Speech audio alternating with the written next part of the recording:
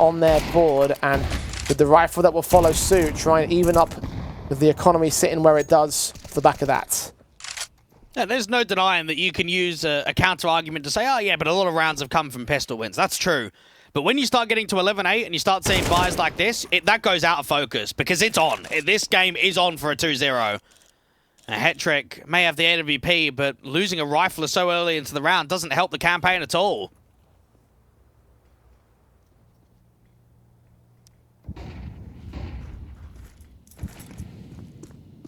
Hetrick sort of looks up. Flashes start coming over. Orp lands onto Kinky. Man down to start things off.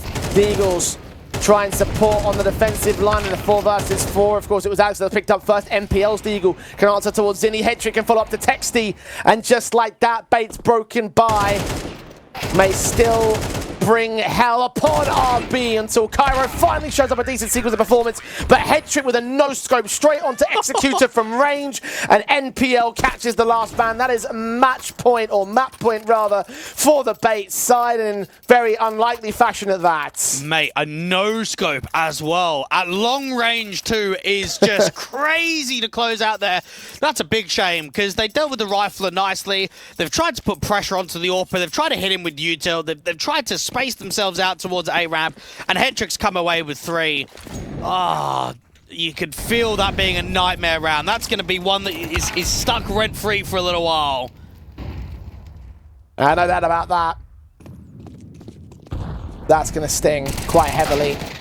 M4 of Alex, good for one on the trays towards the A bomb site, but still up by a man here for the CT forces. Hetrick continuing to frag away with the AWP. 14th kill, a 15th kill. Lightning fast adjustments onto Zinni, and this map is all done and dusted. The Deagle Texty, as great as he's been over map number 1, not quite as fantastic and stellar of a star in map 2. And RB will lick the concessions here at the tail end of this T side. One decent Deagle down on 1 man.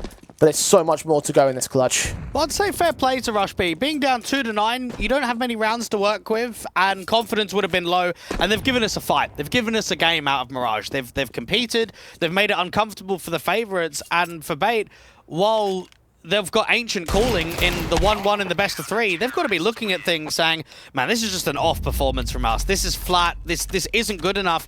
And while it might be good enough in map 3 to get the win, if they're playing like this in stage 2 or even some of the opening games in the playoffs, they are going to struggle to push for victories against the stronger teams in the comp. Yeah, I have to agree in that respect, and that obviously becomes then a bigger question about how they'll do over the course of that upper group if they do make it towards there, because it's still a chance that, of course, Ancient could turn into a